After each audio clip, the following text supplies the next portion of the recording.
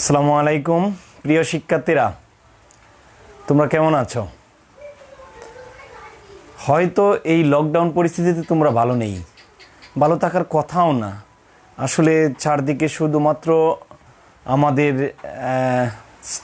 নিস্তব্ধ হয়ে যাওয়ার খবর। আমরা চাইলেও ভালো থাকতে পারছি না। তারই মাঝেই তোমাদেরকে পড়াশোনাটা একটু করে আগায় নিতে হবে। তার সহযোগিতার জন্যই আজকে আবার তোমাদের মাঝে আমি হাজির হয়েছি। তোমরা কে কোথা থেকে আমার সাথে আছো, কেমন আছো সেটা জানাও। আর আমার সাথে এই রসায়ন দ্বিতীয় পত্রের পরিমাণগত রসায়ন ষষ্ঠ ক্লাসে তোমাদেরকে আমি স্বাগতম জানাচ্ছি। এই ক্লাসে তোমরা সংযুক্ত থাকো, বেশি সংযুক্ত থাকো, বেশি করে সংযুক্ত রাখো, আর নিজেকে পড়াশোনায় ব্যস্ত রাখো। তাহলেই মন মানসিকতা ভালো থাকবে, পড়াশোনার গতি আসবে। আমরা করোনাকে জয় করতে পারবো। আসলে যুদ্ধ করে জয় করা সম্ভব কিনা জানি না, এটা অদৃশ্য শক্তি, সেটাকে মনের জোর দিয়েই জয় করতে হবে। তো আসো আমরা গত দিনের বিষয়গুলো নিয়ে একটু আলোচনা করি। গত দিনের বিষয়গুলো থেকেই পরবর্তীতে আজকের একটু অঙ্ক নিয়ে আলোচনা করব। যেহেতু গাণিতিক সমস্যাই বেশি আজকের আলোচনায়, আমি চাইবো তোমরা আমার সাথে অংশগ্রহণ করো, মানে যত দ্রুত উত্তরগুলো কমেন্ট করে তোমরা আমাকে জানাও। এটাই একটা অংশগ্রহণের বড় বলতে পারো যে উপায়। আর একটু আমি তোমাদেরকে গত দিনের পড়াটা বলি। তার চেয়ে প্রথম দিনের পড়াটা আমি একটা বিষয় বলেছিলাম তোমাদেরকে, সেটা হচ্ছে মূল সংখ্যা জানা থাকলে এই অধ্যায়ের পড়াশোনাটা বা রাসায়নিক গণনা সম্পর্কিত পড়াশোনাটা খুব সহজ হয়ে যাবে। সেটা আসলে কিসের উপর নির্ভর করতেছে? মূল সংখ্যার উপর। তাই আমি এখানে দুইটা থিওরি তোমাদেরকে লিখে নিলাম। আজকে আমাদের বিষয় হচ্ছে অম্লকার ট্রাইট্রেশন সম্পর্কিত গাণিতিক আলোচনা, অর্থাৎ অনুমাপন সম্পর্কিত গাণিতিক আলোচনা। কিন্তু আমরা আগের সূত্রগুলো একটু জানবো। যেমন আগের সূত্রগুলো, যেমন মূল সংখ্যা ছিল W/M, N/N, BSTB by 22.4 litre, তারপর BSATP যখন 24.789 লিটার, PB/RT আবার S/B, অর্থাৎ আয়তনের সাথে ঘনমাত্রার গুণ করলে মূল সংখ্যা পাওয়া যায়। আবার স্টয়কিওমেট্রির ধারণা থেকে আমরা জানি যে কোনো মূল সংখ্যাকে তার অনুপাত দ্বারা, তার সামনের অনুপাত দ্বারা ভাগ করলে যে মান পাওয়া যায় সবসময় সমান হয়। তাহলে আমরা এই অঙ্কগুলা কিন্তু গত দিন আমি আয়তনের তুলনার মাধ্যমে তোমাদেরকে দেখাইছিলাম, একটা প্রসেসের মাধ্যমে দুই একটা অঙ্ক একটু দেখাইছিলাম। তো আজকে যেটা করব, এইগুলা সবগুলাকে স্টয়কিওমেট্রির ধারণা থেকে বোঝানোর চেষ্টা করব। তাহলে প্রবলেম হচ্ছে কি,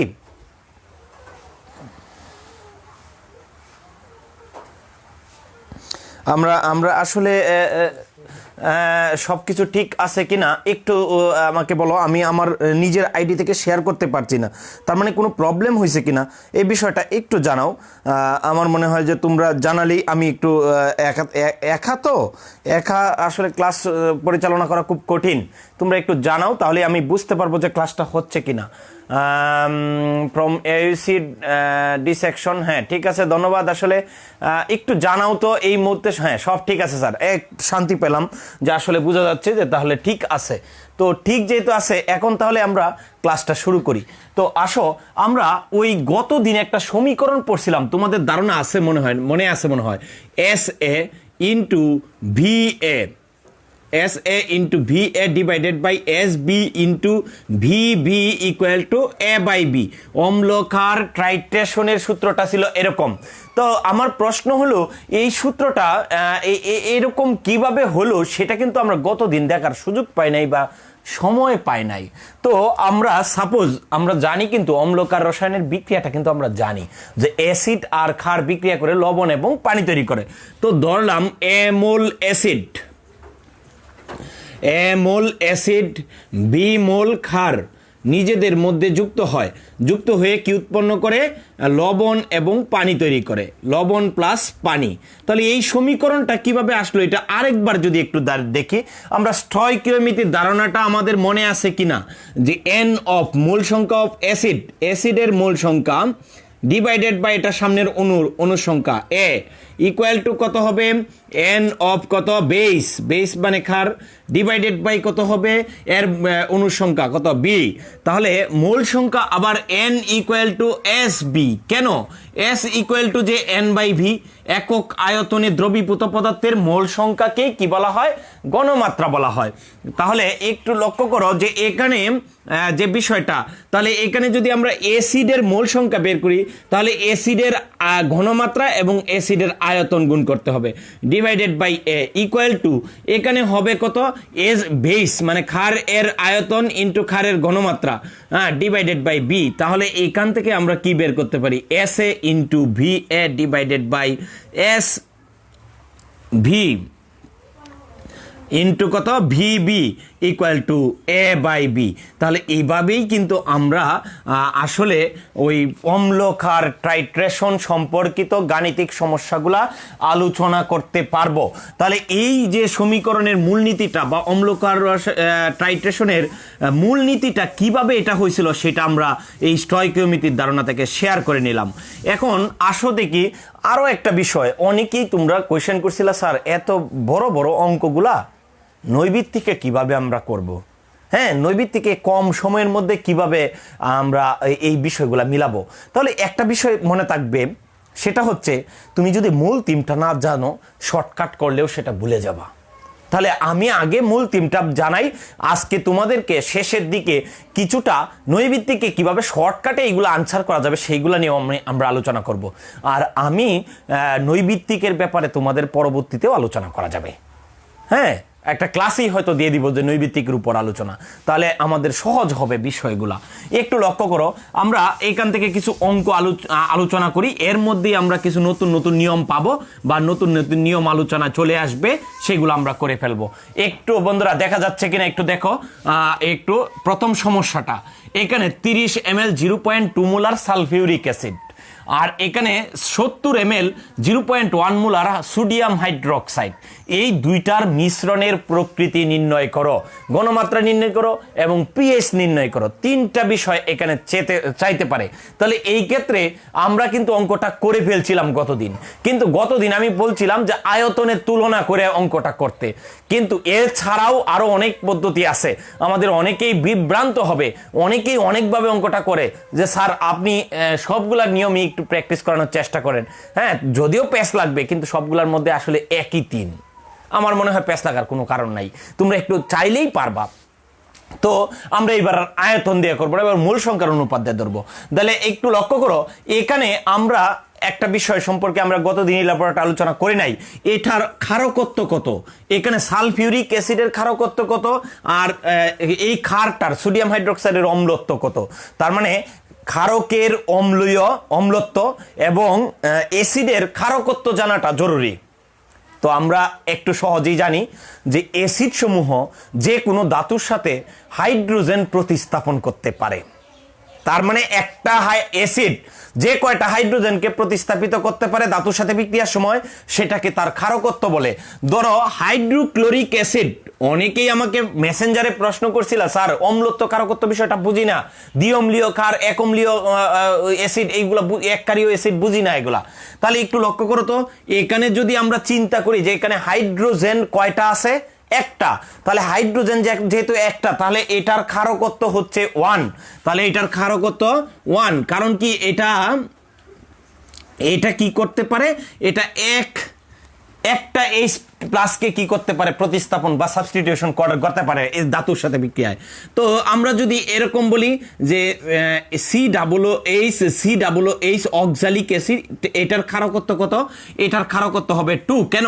এটা থেকে দুইটা হাইড্রোজেনকে কি করতে পারে? প্রতিস্থাপিত করতে পারে। যদি আমরা খনিজ অ্যাসিডগুলো দেখি, সালফিউরিক অ্যাসিড এটার ক্ষারকত্ব কত? 2। তারপরে যদি আমরা দেখি ফসফরিক অ্যাসিড, এটার ক্ষারকত্ব কত? এটার ক্ষারকত্ব কিন্তু 3। তার মানে কোনো একটা পদার্থের ক্ষারকত্ব, অম্লত্ব বা তুল্য হাইড্রোজেনের অনুপাত বা হাইড্রোজেনের সংখ্যা আমরা এইভাবেই জানতে পারি। আবার ক্ষারের অম্লত্ব কিভাবে জানবো? ক্ষারের অম্লত্ব জানার জন্য কতটা OH আয়ন প্রতিস্থাপন হতে পারে দিতে পারে তার উপর নির্ভর করবে। যেমন সোডিয়াম হাইড্রোক্সাইডের অম্লত্ব, সোডিয়াম হাইড্রোক্সাইডের অম্লত্ব কত? সোডিয়াম হাইড্রোক্সাইডের অম্লত্ব হচ্ছে 1। কারণ কি, সোডিয়াম হাইড্রোক্সাইডের মধ্যে OH মূলক একটা আছে, এই জন্য সে তার অম্লত্ব 1। তাহলে ক্যালসিয়াম হাইড্রোক্সাইডের অম্লত্ব কত? 2, কারণ এটার মধ্যে OH আছে 2টা। এরকম অন্য পদার্থ হইতে পারে, যেমন সোডিয়াম কার্বনেট, এটার ক্ষারকত্ব কত? সরি, এটার অম্লত্ব কত? তাহলে এটার অম্লত্ব বের করতে হলে এটাকে আমরা পানিতে দ্রবীভূত করব অথবা এটা ক্ষারের সাথে বিক্রিয়া করাবো, দেখবো এটা 2 মূল OH আয়ন প্রশমিত করতে পারে বা এই আয়ন প্রশমিত করতে পারে, তাহলে এটাও কিন্তু 2। তাহলে আমরা এইভাবেই অম্লত্ব ক্ষারকত্ব সম্পর্কে জানবো, তাহলেই আমরা মোল সংখ্যা সম্পর্কে খুব সহজে পরিষ্কার ধারণা দিতে পারবো। তাহলে একটু লক্ষ্য করো, আমরা অঙ্কটার দিকে যাই। অঙ্কটা যদি আমরা গত দিনের মতো এটাকে আয়তন আর মোলারিটি গুণ করে সমতুল ঘনমাত্রা আয়তনে নেই তাহলেও কিন্তু হবে। আমরা এটা গত দিনই করছিলাম, তো আমরা আজকে চাই শুধু মূল সংখ্যার অনুপাত। তাহলে এই ক্ষেত্রে আমরা যদি সলভ করি, এই সলভটা কিভাবে করব একটু লক্ষ্য করো। আমার কথা বোঝা যাচ্ছে কি? একটু আমাকে হেল্প করো, বোঝা যাচ্ছে কিনা বলো। তাহলে H2SO4 এর মোল সংখ্যা যদি বের করি N of H2SO4, তাহলে N of H2SO4 সমান কত হবে একটু লক্ষ্য করো। N of H2SO4 সমান হবে, আমরা জানি CS ইন্টু B, তার মানে এখানে আয়তন হলো 30 ইন্টু ঘনমাত্রা হচ্ছে 0.2, তাহলে এটা কত হয়? এত মোল হবে, 3 দুগুণে 6, তাহলে 0.6 মোল না, কত হয় একটু মিলাই নেও, তাহলে কত হয়? মনে হয় 6 মোল। তারপরে একটু লক্ষ্য করো, এখানে যদি এরকম হয় N অফ, আমরা সোডিয়াম হাইড্রোক্সাইড বের করি, সোডিয়াম হাইড্রোক্সাইডের মূল সংখ্যা বের করি। আমরা কিন্তু গত দিনের মতো করতে পারতাম, একটু সহজ করার জন্য এরকম করতেছি। হয়তো তোমাদের কাছে একটু কঠিন প্রথমবার লাগে যেতে পারে, পরে আবার ঠিক হয়ে যাবে। 1 মোল, তাহলে এখানে একটু লক্ষ্য করো, এটা 7 মোল হইতেছে। তার মানে আমরা যদি ওই আয়তন এবং ঘনমাত্রা গুণ করে মূল সংখ্যা বের করি, তাহলে এই ক্ষেত্রে এই অঙ্কটার ক্ষেত্রে সালফিউরিক অ্যাসিডের মূল সংখ্যা বের হয় 6 মোল, আর সোডিয়াম হাইড্রোক্সাইডের মূল সংখ্যা বের হয় 7 মোল। একটু স্মার্ট হতে হলে একটু স্মার্ট নিয়মগুলো তোমাদের একটু শিখতে হবে। এটা একটা স্মার্ট নিয়ম, একটু সহজে হয়ে যায়, একটু দ্রুত হয়ে যায়, কিন্তু একটু হয়তো চিন্তাটা বেশি করতে হয়, কিন্তু এটাই তো আমাদের উদ্দেশ্য, আসলে এভাবে আগাইতে হবে, না হয় ভালো কিছু হবে না। তাহলে একটু বিক্রিয়াটা আমরা দেখি। সালফিউরিক অ্যাসিড H2SO4 এর বিক্রিয়ার সোডিয়াম হাইড্রোক্সাইডের সাথে বিক্রিয়া করে, তাহলে সোডিয়াম হাইড্রোক্সাইডের সাথে সালফিউরিক অ্যাসিড বিক্রিয়া করে কি উৎপন্ন করে? সোডিয়াম সালফেট Na2SO4 আর কি পানি তৈরি করতেছে। একটু লক্ষ্য করো, এটার মধ্যে হাইড্রোজেন 2টা, এটার মধ্যে হাইড্রোজেন OH একটা, এটার ক্ষারকত্ব 2, এটার অম্লত্ব 1, তার মানে এটা 2 মোল বিক্রিয়া করবে, 2 মোল বিক্রিয়া করে 2 মোল পানি গঠন করবে। তাহলে আমরা যদি একটু লক্ষ্য করি, আমরা এই বিষয়গুলো যদি একটু লক্ষ্য করি যে এখানে 1 মোল, এখানে 2 মোলের সাথে বিক্রিয়া করছে, তাহলে এটার 1 মোল সালফিউরিক অ্যাসিড, 1 মোল H2SO4 সমতুল কত? 2 মোল কত? Sodium hydroxide. তাহলে এটার 2 মোল এটার 1 মোলের সাথে বিক্রিয়া করে। আমরা যদি মোল সংখ্যার তুলনাটা করি, এটার 1 মোল এটা 2 মোল, তাহলে এটা 6 মোল এটার 12 মোলের সাথে বিক্রিয়া করবে, কিন্তু সোডিয়াম হাইড্রোক্সাইড কিন্তু 12 মোল নাই, আছে কত মোল? 7 মোল। তার মানে লিমিটিং কোনটা? কোনটা আগে শেষ হয়ে গেছে? Sodium hydroxide. তাহলে সোডিয়াম হাইড্রোক্সাইড নিয়ে চিন্তা করতে হবে, বিষয়টা যদি ভুলে যাও আবার রিপিট করে দেখবে। তাহলে এখানে কত হবে? 7 মোল সোডিয়াম হাইড্রো অক্সাইড সমতুল হবে, এটা 2 হলে এটা 1, এটা 7 হলে এটা 3.5 মোল কি? Sulphuric acid. তাহলে এখানে সালফিউরিক অ্যাসিড কত মোল ছিল? 6 মোল, বিক্রিয়া করছে কত মোল? 3.5 মোল। আর বাকিটা কি হয়ে গেছে? বাকিটা এখনো কিসে রয়ে গেছে? বাকিটা এখনো তোমার অবশিষ্ট রয়ে গেছে। তাহলে অবশিষ্ট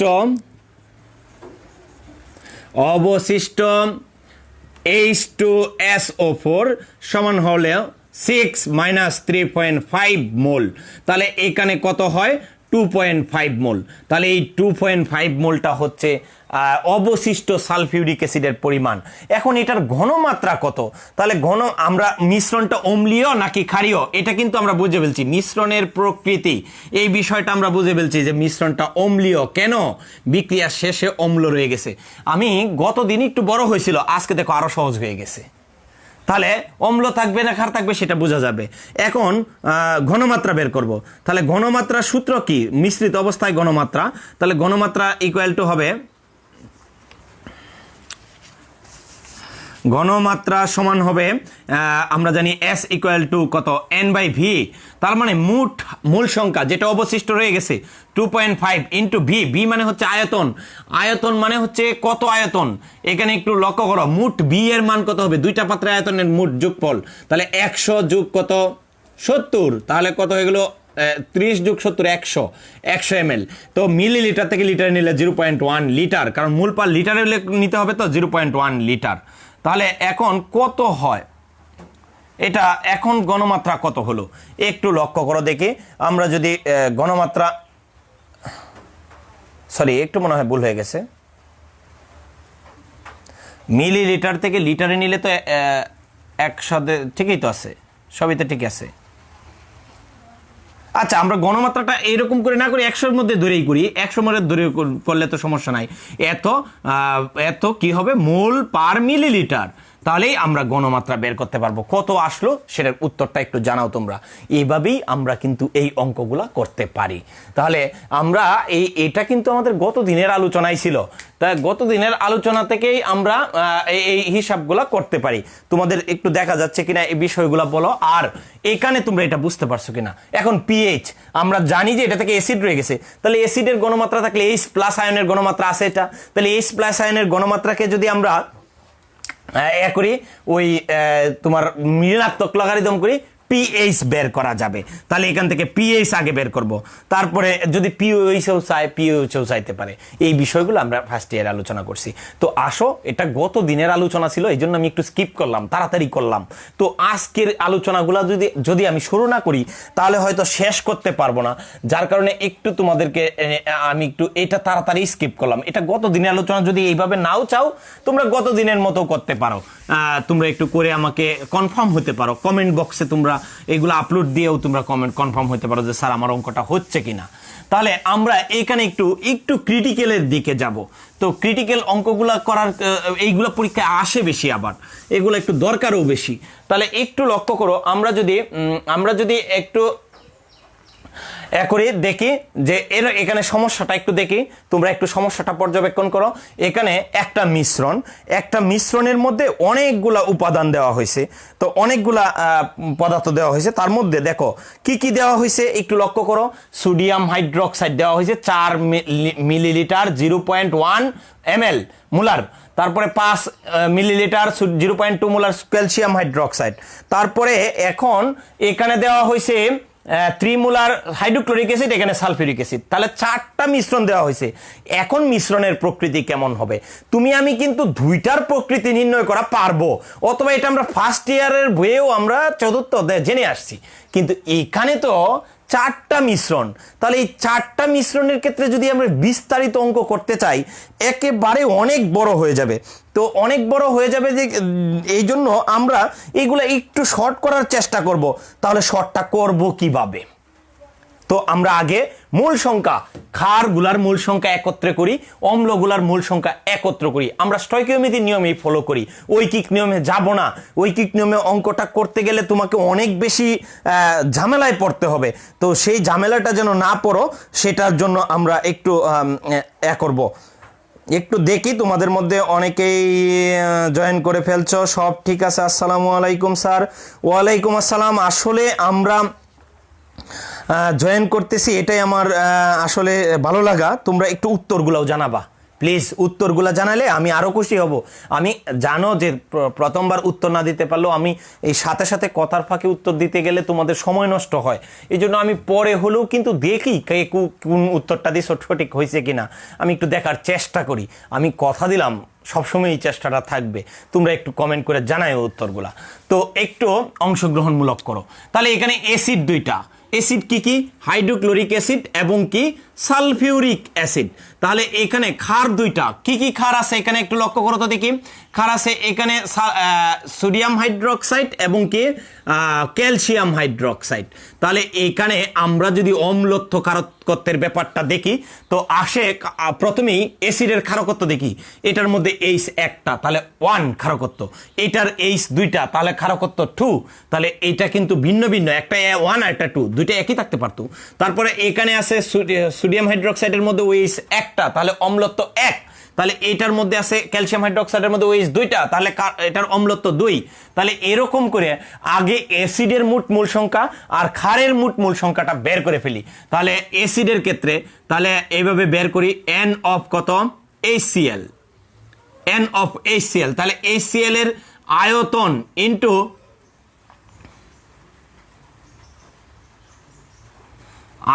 ইন্টু এক্ষেত্রে এই ক্ষেত্রে আমার মনে হয় মিলিলিটারে থাকলে তোমাদের লিটারে নেওয়াটাই উচিত। তাহলে আমি প্রত্যেকটাকে মিলিলিটারে না নিয়ে একটু লিটারেই কল্পনা করলাম, তাহলে তোমাদের জন্য সুবিধা হবে। তাহলে লিটারে নিয়ে নিতে হবে, না হয় একটু পেছালো পড়বা। তাহলে এখানে কত 6 লিটার ইন্টু কত 0.3, তাহলে কত হইতেছে 3 6 18, অর্থাৎ 1.8 মোল। আমি এই জন্য বলছি যে একটু তোমরা মিলিলিটার থেকে লিটারে নিয়ে নিবা। তারপরে এখানে সালফিউরিক অ্যাসিড, তাহলে সালফিউরিক অ্যাসিড আছে এখানে কত মোল? সালফিউরিক অ্যাসিড আছে 3 ml, 3 লিটার, 0.2 মোল, তাহলে কত হলো 3 দ্বিগুণে 6, 0.6 মোল। তারপরে এখানে যদি আমরা সোডিয়াম হাইড্রোক্সাইডের মূল সংখ্যা হিসাব করি, সোডিয়াম হাইড্রোক্সাইডের মূল সংখ্যা কত হবে? সোডিয়াম হাইড্রোক্সাইড আছে 4 লিটার, কত মোল? 0.1 মোল, তাহলে কত হবে? 0.4 মোল। আচ্ছা, তারপরে N অফ যদি আমরা ক্যালসিয়াম হাইড্রোক্সাইড বের করি, তাহলে ক্যালসিয়াম হাইড্রোক্সাইডের মূল সংখ্যা কত আছে? 5 ইন্টু 0.2 মোল ইকুয়াল টু 1 মোল। একটু ক্রিটিক্যাল, কিন্তু এই অঙ্কটা যদি আমি ঐকিক নিয়মে করতে চাই হয়তো আমার 2-3 পাতা হয়ে যাবে, আর তাছাড়া আমি একটু পেছালো উপরে যেতে পারি। কোন জায়গায় যে ভুল করে ফেলি ওটা আমরা নিজেরাও বুঝতে পারবো না। এই বিষয়গুলো যেন ভুল না হয় সেই জন্যই আমি এইভাবে তোমাদেরকে শিখাচ্ছি। তাহলে আসলে কিভাবে বের করলাম? ওই যে n এর মানটা হচ্ছে S into B, n equal to মূল সংখ্যা বের করার সূত্র। আমরা মূল সংখ্যা দিয়ে অঙ্ক করতে সুবিধা এই জন্য। তাহলে এই ক্ষেত্রে আমরা যদি শুধুমাত্র এখানে কোনটা অবশিষ্ট আছে, H প্লাসটা আমরা জানি যে সকল অ্যাসিড এটা এককারীয় হোক দ্বিকারীয় হোক, অ্যাসিড মানেই H প্লাস আয়ন দান করে, আর ক্ষার মানেই হচ্ছে OH মাইনাস আয়ন দান করে। তার মানে এই দুইটার সংমিশ্রণে অ্যাসিড আর H প্লাস আর OH মাইনাসটাই আমাদের মূল দরকার, অন্য ক্যাটায়ন বা অ্যানায়নের উপর নির্ভর করতেছে না। তাহলে এখানে H প্লাস আয়নের গণমাত্রা বা প্রোটনের গণমাত্রা, প্রোটনের মোট মূল সংখ্যা বের করি, মোট মোল সংখ্যা। তাহলে আমরা প্রোটন পাওয়া যায় বা H প্লাস পাওয়া যায় কোনটাতে? অ্যাসিড না ক্ষারে? একটু জানাও তো দেখি। নিঃসন্দেহে অ্যাসিডে। তাহলে অ্যাসিডের মধ্যে একটু লক্ষ্য করো, প্রথম অ্যাসিডটার মোল সংখ্যা কত আছে? 1.8, কিন্তু এটার অম্লত্ব কত? অম্লত্ব দিয়ে গুণ করতে হবে 1, কারণ কি হাইড্রোক্লোরিক অ্যাসিডের মধ্যে H আছে একটা। অম্লত্ব ক্ষারকত্ব ব্যাপারটা যদি তোমার বেজালি লাগে তাহলে সহজ বুদ্ধি হলো এখানে দেখতে হবে যে H প্লাস এবং OH মাইনাস। তাহলে H একটা আছে দেখি 1 দিয়ে গুণ করলাম, যোগ এখানে সালফিউরিক অ্যাসিড, সালফিউরিক অ্যাসিডের মূল সংখ্যা হচ্ছে 6, 0.6 ইন্টু কত হবে? এটার মূল সংখ্যা আমরা জানি যে এটার মধ্যে হাইড্রোজেন 2টা আছে, তাহলে এটা 2, তাহলে এত মোল বের হয়ে যাবে। তাহলে কত হলো? 1.8 ইন্টু তাহলে হয়ে গেল 3 মোল। তাহলে টোটাল হয়ে গেল সালফিউরিক অ্যাসিডের থেকে বা হাইড্রোক্লোরিক অ্যাসিডের থেকে মোট H প্লাস আয়ন পাওয়া যায় 3 মোল। তারপরে OH মাইনাস আয়নের মোট মোল সংখ্যা বের করব। তাহলে একটু লক্ষ্য করো, সোডিয়াম হাইড্রোক্সাইড আছে 0.1 ইন্টু এটার মোল সংখ্যা 1 হবে, কারণ OH একটা সোডিয়াম হাইড্রোক্সাইডের মধ্যে। তারপরে আসো, এটা আছে 1 মোল ইন্টু এটার মধ্যে দেখো OH আছে 2টা, তাহলে 2 দিয়ে গুণ করতে হবে। তাহলে মোট কত মোল হলো? 2 একে 2 আর এখানে 4, তাহলে 2.4 মোল। তাহলে একটু লক্ষ্য করো যে এখানে আসলে কি অ্যাসিড কি কার ওইটা নিয়ে বিক্রিয়া করায় তোমার পেছালে যাওয়ার দরকার নাই। এখানে 2 মোল, সেকেন্ড ইয়ারের যারা আছো তারাও একটু দেখতে পারো বিষয়গুলো, যারা পরীক্ষার্থী। 3 মোল আর এখানে আছে 2.4 মোল। আর আমরা জানি যে প্রশমন বিক্রিয়াটা হয় কি, H প্লাস আর OH মাইনাস নিজেদের মধ্যে যুক্ত হয়ে পানি গঠন করে। তাহলে পানি গঠন করলে এখানে 1 মোলের সাথে 1 মোল সমতুল করে, তার মানে এখানে 2.4 মোল 2.4 মোলের সাথে বিক্রিয়া করবে। তাহলে এই ক্ষেত্রে কার সাথে বিক্রিয়া হলো এটা জানার দরকার নাই। আমরা অতিরিক্ত তাহলে কোনটা থাকবে একটু বলো তো দেখি। অতিরিক্ত অ্যাসিড আছে, H প্লাস আছে তোমার কত? 3 মোল, আর OH মাইনাস আছে 2.4 মোল। তাহলে এখানে এই H প্লাস থাকবে, H প্লাস কত থাকবে? 3 মাইনাস কত? 2.4 ইকুয়াল টু কত হলো? 0.6 মোল। তাহলে এই 0.6 মোলটা কিন্তু আমাদের ওই H প্লাস আয়নের মোল সংখ্যা। তো আমরা যেহেতু H প্লাস আছে তাহলে মিশ্রণটি অম্লীয় হবে, মিশ্রণটি অম্লীয় হবে। অম্লীয়। আমরা কিন্তু খুব সহজেই ব্যাপারটা করে ফেললাম। তাহলে আমরা মূল সংখ্যার হিসাব নিকাশ করে এই যে ঐকিক নিয়ম না করে এমনিতেই আমরা করে ফেললাম খুব সহজেই। বা আমরা ওই আয়তনের তুলনা করতে গেলেও এইগুলা কনভার্সন একটু কঠিন হয়ে যেত। এখন যদি বলতো পরের অংশটা গণমাত্রা, তাহলে গণমাত্রা বের করতে হলে আমরা জানি S ইকুয়াল টু N/B। তাহলে N মানে হচ্ছে মূল সংখ্যা যেটা অবশিষ্ট আছে 0.6, আর B এর মানটা হচ্ছে সবগুলার মোট আয়তন লিটার এককে। তাহলে এটা 4 লিটার যোগ করে ফেলি, 4 লিটার, 5 লিটার, 6 লিটার, আর একটা হচ্ছে 3 লিটার। তাহলে এখানে কত মোল পার লিটার হয় সেটা তো একটু জানাও, এত মোলার, এটাই হচ্ছে গণমাত্রা। আমিও তোমাদের সাথে একটু চেষ্টা করি। তাহলে এখানে হচ্ছে কত একটু জানাও তাড়াতাড়ি, 4 প্লাস কত 5 প্লাস কত 6 প্লাস 3, এটাকে আমরা 0.6 ভাগ আনস, তাহলে এটা হচ্ছে 0.33। তো এখানে মূল সংখ্যা কত 0.033 মোলার, তাহলে 0.033 মোলার। একটু মিলিয়ে নাও তোমরা পাচ্ছ কিনা। এখন আসো আমরা আগেরটা যেহেতু স্কিপ করছি, এখন এটা স্কিপ করব না, যাতে ওইটা দেখে আগেরটাও মিলিয়ে ফেলতে পারো। তাহলে পিএইচ ইকুয়াল টু কত হবে, pH equal to minus log of hydrogen আয়নের গণমাত্রা। এখানে আছে কার গণমাত্রা, অ্যাসিড যেহেতু, তাহলে হাইড্রোজেন আয়নের গণমাত্রাই মাইনাস লগ অফ 0.033 মোলার। তাহলে ইকুয়াল টু এখানে কত হচ্ছে মাইনাস লগ অফ আনস ইকুয়াল টু হবে তোমার 1.47। তার মানে আমরা পিএইচও বের করে ফেললাম, গণমাত্রাও বের করে ফেললাম, মিশ্রণের প্রকৃতিও বের করে ফেললাম। খুব একটা কঠিন হলো না, খুব সহজে করে ফেললাম। বন্ধুরা তোমাদেরকে আমি রিকোয়েস্ট করব, একবারে যদি তোমার ব্যাপারটা না বুঝতে পারো, নাই বুঝতে পারো, খুবই স্বাভাবিক যে এরকম অঙ্ক তো তোমরা আর হাজার হাজার বার করছো না। তাহলে হঠাৎ করে তুমি যদি ভুলে যাও, তোমাকে যেটা করতে হবে সেটা হলো এটাকে তুমি কিন্তু এখন আমি আর রিপিট করব না, তুমি একবার পিছনে যাও, একবার পিছনে গিয়ে আরেকটু দেখে ফেলো, 2 বার দেখে ফেললে ইনশাল্লাহ এটা থেকে আর কোনো প্রবলেম থাকার কোনো পসিবিলিটি নাই। তো আমরা এই অঙ্কগুলা এইভাবেই করতে পারি, এই বিষয়গুলা একটু করতে পারি, আমরা দেখি এই বিষয়গুলা আরো ভালোভাবে আমরা বুঝতে পারি কিনা। এখন এই যে আমি একটু করলাম এই অঙ্কটা, এটাও তোমাদের কাছে কারো কারো কাছে একটু ইলাবোরেটই মনে হবে। নৈবিত্তিকের মধ্যে এটা আরো শর্ট করে করা যেতে পারে, সেটা কিভাবে করব আমরা, তাহলে সেটাও তো আমার জানতে হবে যে এটা নৈবিত্তিকে স্যার এত বড় অঙ্কটা কিভাবে করব। এই ক্ষেত্রে আসলে এটা শিখাইলে তো একটা প্রবলেমও আছে। প্রবলেমটা হলো তোমরা শর্টকাট মনে করে শুধুমাত্র পরে ওইটাই করবা, তো ওইটার ক্ষেত্রে আবার অনেকের কাছে অনেক দ্বিধা আছে যে ওই শর্টকাট নিয়মটা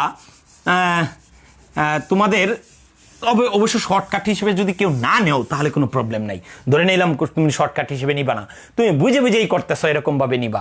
তাহলে এই ক্ষেত্রে আসলে অম্লীয় হবে না ক্ষারীয় হবে, এটাকে আমরা যদি ধরে নেই যে মূল সংখ্যাটা n বের করব, মানে মিশ্রণের মূল সংখ্যা n বের করব। মিশ্রণের n না একবারে গণমাত্রায় বের করি, মিশ্রণের গণমাত্রা আমরা সরাসরি একবারে মিশ্রণের গণমাত্রা বের করে ফেলতে পারবো। তাহলে মিশ্রণের গণমাত্রা ধরলাম S ইকুয়াল টু কি হবে, সামেশন অফ যতগুলা অ্যাসিড থাকবে, হ্যাঁ যতগুলা অ্যাসিড থাকবে সবগুলা অ্যাসিডের মোল সংখ্যা ইনটু তার তুল্য সংখ্যা। তুল্য সংখ্যা বলতে গেলে আমরা কি বুঝাইতেছি, ওই যে H প্লাস এবং OH মাইনাস, এই H প্লাসের সংখ্যা মাইনাস করব সামেশন অফ বেস মানে কি ক্ষার, তাহলে এটা কি মূল সংখ্যা এবং তুল্য সংখ্যা ডিভাইডেড বাই টোটাল আয়তন, এইটার টোটাল আয়তনটা দিব, তাহলেই কিন্তু আমরা সরাসরি অঙ্কটা করে ফেলতে পারি। একটু লক্ষ্য করো এখানে এরকম হতো, তো এখানে কয়টা অ্যাসিড আসেন, 2টা অ্যাসিড আসেন, তাহলে অ্যাসিডগুলোর যদি আগে গুণ করি কিভাবে হবে, অ্যাসিড যেমন হাইড্রোক্লোরিক অ্যাসিডের মূল সংখ্যা ছিল কত, মূল সংখ্যা কিভাবে বের করব, ওই যে 0.3 ইন্টু এটার আয়তন কত 6, আর এটা হাইড্রোক্লোরিক অ্যাসিড, তাহলে হাইড্রোক্লোরিক অ্যাসিডের তুল্য সংখ্যা কত 1, কারণ H একটা, তারপরে প্লাস সালফিউরিক অ্যাসিড আছে, তাহলে সালফিউরিক অ্যাসিড থাকলে সালফিউরিক অ্যাসিডের মোলার ঘনমাত্রা আছে 0.2 ইন্টু কত, এটার আয়তন হলো 3 ইন্টু এটার মধ্যে আছে 2টা হাইড্রোজেন আছে 2টা, এর জন্য তুল্য সংখ্যা 2, তাহলে 8 বের করলাম অ্যাসিডের মোল সংখ্যা এবং তুল্য সংখ্যার গুণফলের যোগফল, মাইনাস এখানে যদি এরকম করি এটা তোমরা হয়তো কঠিন লাগবে, কিন্তু ব্যাপারটা আয়ত্ত করতে করতে এমন একটা পর্যায়ে যাবে যে এটা কোনো ব্যাপারই মনে হবে না। তাহলে এরকম একটু লক্ষ্য করো যে এরকম যদি আমরা ক্ষারেরটা করি, তাহলে এখানে আছে 0.1 ইন্টু 4 ml সোডিয়াম হাইড্রোক্সাইডের একটা ওএইচ আছে, তাহলে 1 দিলাম তুল্য সংখ্যাটা, প্লাস এখানে আমরা কি করব 5 ইন্টু 0.2 ইন্টু 2 দিব, কেন এটার মধ্যে ওএইচ 2টা, আর এখানে টোটাল আয়তন কত হবে 4 প্লাস 5 প্লাস 6 প্লাস 3, দেখো ক্যালকুলেশন করলে সেই তোমার আগেরটাই হইতেছে, অর্থাৎ 0.0333 মোলার হচ্ছে। একটু লক্ষ্য করো, দেখো আমরা এতক্ষণ যা পেশাল পারলাম এটা সবটা একবারে করে ফেললাম, এটা একেবারেই করা যায়। আমার আরও কিছু শর্ট টেকনিক হয়তো আছে, এগুলো শেয়ার করলে তোমরা মূল টেকনিকগুলো ভুলে যাবা। আগে কি করতে হবে আমাদের, আগে আমরা বড়টা দেখাই কেন, আগে করতে হবে আমাকে কি, যে আমাকে আগে আয়ত্ত করতে হবে যে আসলে এক্সাক্ট তোমার কি নিয়মে অঙ্কটা করতে হয় বা কতগুলো নিয়ম আছে, এগুলো কিভাবে আমরা জানতে পারবো। ওই বিষয়গুলো যদি তোমার জানা থাকে, শর্টকাট, আসলে শর্টকাট বলতে তো কোনো কিছু নাই, সেটা হলো কি তোমার নিয়মটাকে একটু সহজ করে দেওয়া, তাহলে সহজ করে দেওয়া এটা। আচ্ছা একটু লক্ষ্য করো, এখানে প্লাস আসছে দিকে আমি বুঝতে পারছি যে দ্রবণটা অ্যাসিডীয়, যদি মাইনাস আসতো তাহলে বুঝতাম ক্ষারীয়, কারণ মাইনাস মানে হচ্ছে এই যে বেসের মূল সংখ্যা মাইনাস করছি আমরা। তো এই বিষয়টা তুমি যদি কেউ এই সূত্রটাকে এইটাকে সামনে ব্যবহার করে এটা পিছনে ব্যবহার করো, তাহলে হবে না, এরকম কোনো নিয়ম না, হবে অবশ্যই। তবে এই ক্ষেত্রে তুমি যেটাকে সামনে ব্যবহার করবা সেই ধনাত্মক চিহ্ন আসলে সেটাকে চিন্তা করতে হবে মিশ্রণটা তেমন, যেমন এটা প্লাস আসছে আমরা বুঝতে পারছি যে মিশ্রণটা অম্লীয়, আর যদি মাইনাস আসতো তাহলে বুঝতাম যে মিশ্রণটা ক্ষারীয়। তাহলে একবারে দেখো মিশ্রণের প্রকৃতি, গণমাত্রা সবকিছু একেবারে 2 লাইনে করে ফেলানো যায়, আবার ঐকিক নেমেতে 4 পাতাও করা যায়, আবার স্টয়কিওমেট্রিতে 1 পাতাতেও তুমি করতে পারো, এটা তোমার ইচ্ছা, তুমি কোনটাকে গ্রহণ করবা। আসলে বৈধতা আছে সবগুলারই, তবে বৈধতা থাকলেও আমার মনে হয় যে আমরা একটু বিস্তারিত লেখে করাটা 4 নাম্বারের জন্য প্রশ্নে এগুলা বেশি আসে, তাহলে একটু লিখে করাটাই আমি মনে করি যে একটু বেশি যুক্তিযুক্ত। কারণ তোমার খাতায় তোমার কিন্তু ওরিয়েন্টেশন, আমি তোমাকে বুঝবো না যে তুমি কতটা ভালো স্টুডেন্ট, আমার কাছে তোমার বোর্ডের খাতা আসলো, সেটা আসলে তোমাকে ওরিয়েন্টেশন দিবে তোমার খাতা। তার মানে খাতার মধ্যে যদি উপস্থাপনা ভালো না হয় তাহলে কিন্তু সবই ঠিকঠাক।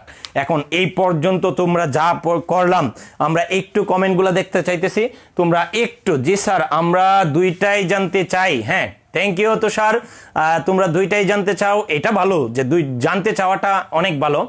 আমরা আরো কারো কমেন্ট, তোমাদের কমেন্টগুলো দেখা যাচ্ছে কিনা, আসলে আমার পড়াশোনাটা একটু জটিল হয়ে যাচ্ছে কিনা, ক্লাস হলে কিন্তু আমাকে এগুলা জিজ্ঞেস করতে হতো না, আমি তোমাদেরকে দিয়ে এই কাজটা করাতাম, তাহলে আর কোনো প্রবলেম থাকতো না।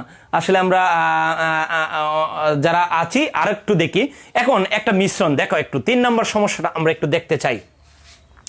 3 নম্বর সমস্যাটাতে এরকম 30 ml 0.1 মোলার সোডিয়াম হাইড্রোক্সাইড আর একটা 60 ml 0.2 মোলার ক্যালসিয়াম হাইড্রোক্সাইড, এই দুইটা ক্ষারীয় পদার্থ দিছি কি একটা অ্যাসিড দ্রবণে। অ্যাসিড দ্রবণটার আয়তন কত আছে 50 ml। অ্যাসিড দ্রবণটার কিন্তু ঘনমাত্রা দেখো জানা নাই, তাহলে ঘনমাত্রা জানা নাই, তাহলে অ্যাসিড দ্রবণটার ঘনমাত্রা জানা নাই, তাহলে অ্যাসিড দ্রবণটা এই দুইটা অ্যাসিড দ্রবণটাকে প্রশমিত করতে 2টা ক্ষার দ্রবণের প্রয়োজন হচ্ছে। এখন এই অ্যাসিড দ্রবণটার ঘনমাত্রা কত, তাহলে এটা কিভাবে করবা? এই ক্ষেত্রে একটা সহজ বুদ্ধি হলো, তুমি ওইভাবে করতে পারো, ওই স্টয়কিওমেট্রির ধারণাতেই করবো আমরা অঙ্কটা, কিন্তু এখানে যে পদার্থটা ডাবল থাকবে, অম্লীয় পদার্থও ডাবল থাকতে পারে, ক্ষারীয় পদার্থও ডাবল থাকতে পারে, যে পদার্থটা ডাবল থাকবে সেটার যে কোনো একটাতে কনভার্ট করে নেওয়াটা বেশি সুবিধাজনক, না হয় তোমাদের একটু পেস লেগে যেতে পারে। তাহলে একটু লক্ষ্য করো, এখানে আমরা ক্ষার দ্রবণ 2টা, তাহলে যেটার মধ্যে ওএইচ কম, যখন অ্যাসিড থাকবো যেটার মধ্যে এইচ কম সেটাকে গুরুত্ব দিব। তাহলে এখানে ক্ষার দ্রবণ 2টি মিশ্রিত অবস্থায়, আমি একটু এলাবোরেট করে এই কাজটা করতে চাইতেছি। ক্ষার দ্রবণ 2টি পরে শর্ট করে আমি দেখাই দেব না, 2টি মিশ্রিত অবস্থায়। আসলে তো সময়ের ব্যাপার, তোমাদের অনলাইন ক্লাস এত কম সময়ে হয় না। ক্ষার দ্রবণ 2টি মিশ্রিত অবস্থায় আমরা যদি সমতুল্য ধরে নিই সোডিয়াম হাইড্রোক্সাইড এর ঘনমাত্রা, তাহলে গণমাত্রা বের করব। গণমাত্রা কিভাবে বের করব? গণমাত্রা ধরে নিলাম এস, এটা তাহলে এস ইকুয়াল টু সূত্রটা কি হবে, প্রথমটার মধ্যে ওএইচ একটা, তার মানে S1B1 প্লাস দ্বিতীয়টার মধ্যে OH দুইটা, অ্যাসিডের ক্ষেত্রেও সেম এইচ দেখতে হবে, 2 ইন্টু কত S2B2 divided by B1 plus কত B2, মানে মোট আয়তনের কতটুকু ক্ষার দ্রবণ পাওয়া গেল সেটা আমরা দেখব। তাহলে একটু লক্ষ্য করো এখানে মানটা কত হয় তোমরা একটু জানাও। তাহলে এখানে 30 ইন্টু 0.1 প্লাস 2 ইন্টু কত 60 ইন্টু 0.2 ডিভাইডেড বাই কত 30 যোগ কত 60, এটা ক্যালকুলেশন করলে হবে। স্যার এই ক্ষেত্রে কি মিলিলিটার রাখা যাবে? হ্যাঁ রাখা যাবে, কারণ উপরেও দেখো মিলিলিটার, নিচেও মিলিলিটার, আসলে এইগুলা লিটার আর মিলিলিটারের মধ্যে কোনো পার্থক্য হবে না। এক্ষেত্রে ঠিক আছে, একটু উত্তরটা জানাও প্লিজ, আমি পরবর্তী অংশে যাব। তাহলে আমি কিন্তু দুইটা ক্ষার দ্রবণকে কি করেছি, একেবারে অ্যাসিড দ্রবণে রূপান্তর করে ফেলছি। তাহলে অ্যাসিড দ্রবণে রূপান্তর করে ফেললে আমরা এখন দেখো বিক্রিয়াটা দেখি। তাহলে কার সাথে বিক্রিয়াটা দেখবো, সালফিউরিক অ্যাসিডের বিক্রিয়াটা এখন কার সাথে তুলনা করব, যে ক্ষার দ্রবণটাতে রূপান্তর করছি বা যে অ্যাসিডটাতে রূপান্তর করবো সেটাতে, তাহলে সোডিয়াম হাইড্রোক্সাইডের সাথে বিক্রিয়া। তাহলে আমরা বিক্রিয়া অবশ্যই জানি যে সোডিয়াম সালফেট Na2SO4 আর পানি তৈরি করতেছে। তাহলে এই ক্ষেত্রে এটার দুই মূল বিক্রিয়া করতেছে, দুই মূল পানি তৈরি করতেছে।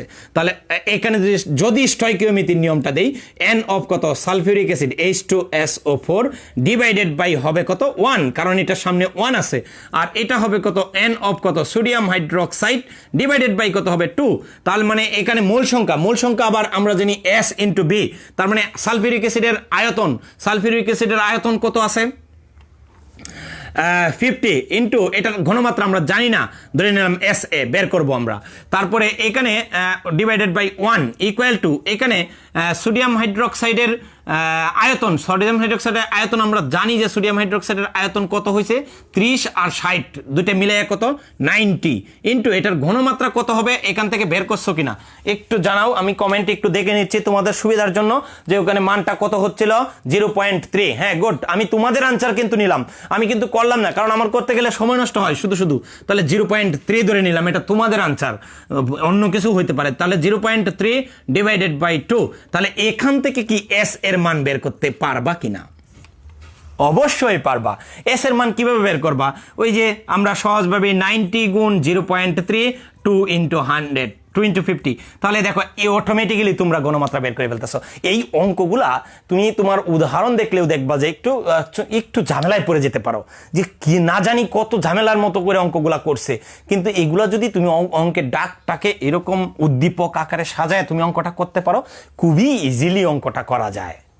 হ্যাঁ, এটাকে চিন্তা করা যাবে যে আমি কনফিডেন্স রাখতে হবে যে আমি যা বুঝি তা অ্যাপ্লিকেশন করতে পারবো, এইরকম একটা ধারণা থেকেই কিন্তু আমরা করতে পারি। একটু উত্তরটা জানাও প্লিজ, আমি একটু গল্প করলাম তোমাদের উত্তর দেখার জন্য। আসলে 0.27, গুড। এই তো শিহাব উত্তর দিছো, তারপরে তুষার, হ্যাঁ তোমরা আসো, এটা আমাদের ভালো লাগা। জান্নাতুল ফেরদৌস, অনেক শুভকামনা তোমাদের জন্য। এই ক্রান্তিকালেও তোমরা যে পড়াশোনাটাকে ধরে রাখতেছো, এটা কিন্তু ফলাফল অবশ্যই তোমাদেরকে দেওয়া হবে, তাহলে পাবা তোমরা এটা 0.27 মোলার। দেখো আমরা কিন্তু মিশ্রণটার ঘনমাত্রা বের করে ফেলছি, তাহলে এই যে বিষয়গুলা খুব বেশি কঠিন হবে না যদি তোমার এই খুব সহজেই আয়ত্ত করতে পারো। তাহলে এরকম আমরা এই টাইপের অঙ্কগুলা একটু দেখতে পারি। তো আসো আরো কয়েকটা প্যাটার্ন আমরা দেখতে পারি। আমরা তোমাদের যদি এই অঙ্কগুলো করতে গিয়ে বইটা খুলে দেখতে হবে, অবশ্যই বই ছাড়া তো ভালো কিছু হবে না। তো এই বই খুলে যে সকল সমস্যা তোমাদের মনে হবে যে আমরা পারতেছি না, নির্দ্বিধায় ময়মনসিংহ অনলাইন স্কুলের পেজেও তোমরা কমেন্টে ছবি তুলে পাঠাইতে পারো, কিংবা আমার কলেজ এগ্রিকালচারাল ইউনিভার্সিটি কলেজ পেজেও কিন্তু তোমরা দিতে পারো। আমি যে কোনো মুহূর্তে তোমাদের এগুলো সলভ দিব ইনশাল্লাহ, যদি সব কিছু পরিবেশ ঠিক থাকে অবশ্যই তোমরা সলভ পাবা। এখন আসো আরেকটা অঙ্ক নিয়ে আমরা একটু আলোচনা করার চেষ্টা করি। তো এরকম আমরা আরেকটা অঙ্ক একটু দেখি, তোমাদের কি আসলে আমাদের এই আয়োজন কেমন সার্থক হচ্ছে সেটাও একটু জানাও, কতটা বুঝতে পারছো। অঙ্কগুলা কিন্তু খুব মজার, আমি সরাসরি পড়াইতে পারলে হয়তো অনেক মজাই হতো, কিন্তু এখানে অনলাইনে একটা বড় সমস্যা হচ্ছে তোমার মুখ দেখা যায় না, আই কন্ট্যাক্ট হয় না, এটা শুধুমাত্র অডিও ভিজুয়াল হয়ে যাচ্ছে। আমাদের 16টা টিমের মধ্যে মাত্র 2টা টিম কাজে লাগছে, আর বাকি 14টা টিমই কিন্তু আমরা আসলে ব্যবহার করতে পারছি না। তোমরা একটু মনোযোগ দাও, তাহলে পারবা ইনশাল্লাহ। একটু লক্ষ্য করো, এখানে আমরা একটা টুকরা নিলাম, ম্যাগনেসিয়াম ধাতুর টুকরা। সেখানে ম্যাগনেসিয়ামটাকে আমরা হাইড্রোক্লোরিক অ্যাসিডে দিলাম। তো হাইড্রোক্লোরিক অ্যাসিডের পরিমাণ হচ্ছে কত, 30 ml 0.3 মোলার হাইড্রোক্লোরিক অ্যাসিডকে প্রশমিত করে। আর এই ম্যাগনেসিয়াম টুকরাটার একটা ভর দেওয়া আছে, ভরটা কত, 0.5 গ্রাম। এখন এই ম্যাগনেসিয়াম টুকরাটা সমস্তটাই প্রশমিত হয়ে যায়। এখন প্রশ্ন হলো ম্যাগনেসিয়াম টুকরাটার কত % বিশুদ্ধ, মানে কত, এই 0.5 গ্রামের মধ্যে কত গ্রাম ম্যাগনেসিয়াম আছে সেটা বের করতে পারলেই আমাদের অঙ্কটা হয়ে যাবে। তো আসো এই লক্ষ্যে যাই। তো এই ক্ষেত্রে আর অন্য যদি একটা কঠিন থাকে আর একটা যদি তরল থাকে বা লিকুইড থাকে তাহলে কিন্তু খুব সহজেই করা যায়। এই ঐকিক নিয়মেও করতে পারো তুমি, কিন্তু তোমাকে আমি ঐকিক নিয়মে যাবো না, আমি ওই সহজ পদ্ধতিই করাবো, তবে অবশ্যই অনুমোদিত, টেনশন করার কিছু নাই। তাহলে এরকম আগে বিক্রিয়া দেখি, সংগঠিত বিক্রিয়া। তাহলে এখানে ম্যাগনেসিয়ামের সাথে বিক্রিয়া করতেছে কে, হাইড্রোক্লোরিক অ্যাসিড। তাহলে আমরা জানি ধাতু কি অ্যাসিডের হাইড্রোজেনকে প্রতিস্থাপিত করে। তাহলে ধাতু অ্যাসিডের হাইড্রোজেনকে প্রতিস্থাপিত করলে কি হয়, ম্যাগনেসিয়াম ক্লোরাইড আর কি হাইড্রোজেন বিমুক্ত হয়। তাহলে এই ক্ষেত্রে হাইড্রোজেন দুইটা বিমুক্ত করতে গেলে আমাদের 2 মোল প্রয়োজন। একটু লক্ষ্য করো, এখানে যদি আমরা 1 মোল দেই, এখানে দেই 2 মোল, তার মানে এখানে যদি স্টয়কিওমিতির ধারণাটা আমরা ব্যবহার করি, স্টয়কিওমিতি অনুযায়ী মিতি অনুযায়ী খুব সহজ হয়ে যায়। আসলে ঐকিক নিয়ম করা লাগে না। সেকেন্ড ইয়াররা অনেকেই তোমাদের কোয়েশ্চেন করতে পারো, স্যার আমরা কিন্তু আমাদের ক্লাসে এগুলা শেখার নাই, আপনি ক্লাসে একটু ইলাবোরেট করে শিখাইছিলেন। আসলে তোমরা যেহেতু অনলাইন করতেছো, ইলাবোরেটের পাশাপাশি শর্টকাট একটু শিখাইতে হয়, এই জন্য যে তোমাদের একটু লাভটা হোক, অন্ততপক্ষে কিছুটা হলেও বেশি লাভ হোক, এই জন্য। তাহলে একটু লক্ষ্য করো, এন অফ কি, ম্যাগনেসিয়ামের মূল সংখ্যা ডিভাইডেড বাই 1 ইকুয়াল টু, এখানে এন অফ কত, হাইড্রোক্লোরিক অ্যাসিড এটা ডিভাইডেড বাই কত হবে, 2। এই ধারণাটা আমরা জানি। তাহলে এই ক্ষেত্রে আমাদের একটু লক্ষ্য করো, এটার দরকার ভর, ম্যাগনেসিয়ামের দরকার কি, ভর। আর এখানে ওই এর দরকার কি, হাইড্রোক্লোরিক অ্যাসিডের দরকার কি, হাইড্রোক্লোরিক অ্যাসিডের আছে কি দেওয়া, আয়তন এবং ঘনমাত্রা। তার মানে এটাকে আয়তন এবং ঘনমাত্রার সাপেক্ষে সাজাবো, আর এখানে এটাকে সাজাবো আমরা কি, এর সাপেক্ষে, ওই তোমার কি, এটাকে সাজাবো আমরা কার সাপেক্ষে, ভরের সাপেক্ষে। তাহলে এটাকে আমরা লিখতে পারি W/m, ম্যাগনেসিয়ামের ক্ষেত্রে W/m × mg ইকুয়াল টু, এখানে আমরা লিখতে পারবো কি, S × V/2। তাহলে এই ক্ষেত্রে আমরা এই মানগুলা বসাই। W এর মান কত, এখানে W এর মান কত, এটাই তো বের করবো, ম্যাগনেসিয়াম কতটুকু বিক্রিয়া করছে। আর m এর মান, ম্যাগনেসিয়ামের ভর আমরা জানি 24 গ্রাম। তারপরে এখানে আমরা তারপরে এস এর মান, ঘনমাত্রা অ্যাসিডেরটা দেওয়া আছে 0.3 মোলার। তারপরে এখানে আয়তন ভি এর মান কত আছে, 30 মিলিলিটার। আমরা যদি আয়তন আর কোনো রাশি নাই, তা আয়তন একটা থাকলে এটাকে অবশ্যই লিটারে নিতে হবে, মিলিলিটার থেকে লিটার নিলে 1000 দিয়ে ভাগ করতেই হবে। তাহলে 30 ভাগ কত, 1000, তাহলে হয়ে যাবে লিটার। তাহলে এখানে কত হয়, 0.03 লিটার। তাহলে এখানে ক্যালকুলেশন করে আমরা ডব্লিউ এর মানটা বের করে ফেলি। এস এর মান কত, 0.3 ইন্টু ভি এর মান কত, 30 ইন্টু, তারপরে এখানে এমটা যাবে, তাহলে এম এর মান কত, 24 ডিভাইডেড বাই 2, সরি এটা তো 30 না, এটা কত, 0.03 ডিভাইডেড বাই 2। দেখো ক্যালকুলেশন করলে কত হয়, একটু লক্ষ্য করো, ভরটা কত হয় একটু লক্ষ্য করো। এখানে ভরটা কত হবে, আমি তোমাদের কমেন্টে দেখি একটু সুবিধা হবে। তাহলে একটু লক্ষ্য করো দেখি, এখানে 0.3 ইন্টু 0.03 ইন্টু 24 0.3 ইন্টু 0.03 ইন্টু 24 ভাগ কত, 2। তাহলে এখানে হচ্ছে কত, 0.108 গ্রাম। একটু লক্ষ্য করো, আমরা কি করলাম, এখানে আমরা পরিমাণটা বের করে ফেললাম। কার পরিমাণটা বের করে ফেললাম, ম্যাগনেসিয়ামের পরিমাণ। কিন্তু ম্যাগনেসিয়ামের টুকরাটার ভর ছিল কত, 0.5 গ্রাম। তার মানে এখানে মাত্র ম্যাগনেসিয়াম প্রশমিত হয়েছে এতটুকু, তার বাকিটা ভেজাল। তাহলে বিশুদ্ধতার হার, আমরা যদি বিশুদ্ধতার হার করি কিভাবে করব, এগুলা সম্পর্কে সামনে জারণ বিজারণ অনুমাপনও আছে।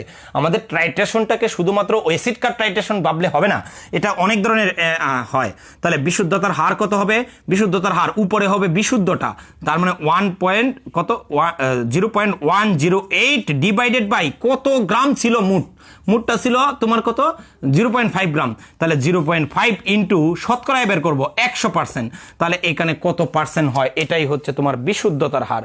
তাহলে বিশুদ্ধতার হার নির্ণয় করা, এরকম কঠিন পদার্থ দিয়ে করা, আমরা আরও কিছু, এই অঙ্কের ক্লাসটা সম্পূর্ণ শেষ হয় নাই, আমরা আরও কিছু অঙ্ক এখানে করতে হবে, আরেকদিন লাগবে আমাকে।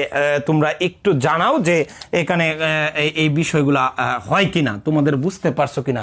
আর আমি তোমাদের চাই আগামী ক্লাসটা তোমাদের সমস্যার উপর আলোচনা করতে, এই জন্য তোমাদেরকে প্রত্যেককেই একটু করব, এই ক্লাসের কমেন্ট বক্সে তোমরা যদি ছবি তুলে কোনো সমস্যাগুলো আপলোড দাও, তাহলে আমি সেইগুলা থেকে আলোচনা করতে পারবো বেশি। তাহলে এই বিষয়টা মাথায় রেখে আমি ক্লাস নিব, আরেকদিন আরেকটা ক্লাস নিলেই আমাদের এই প্রশমন সম্পর্কিত, কঠিন পদার্থের বিশুদ্ধতা নির্ণয় সম্পর্কিত সকল আলোচনা শেষ করা যাবে। এরপরে আমরা নির্দেশক কিংবা জারণ বিজারণ শুরু করতে পারবো। তো সেই পর্যন্ত তোমরা, আমি আজকের ক্লাস, আমার টাইম শেষ, তো আমি আর বাড়াইতে পারছি না। তোমাদেরকে অসংখ্য ধন্যবাদ আমার সাথে থাকার জন্য, আর এই রসায়ন ক্লাসকে প্রাণবন্ত করার জন্য অসংখ্য ধন্যবাদ। আসসালামু আলাইকুম।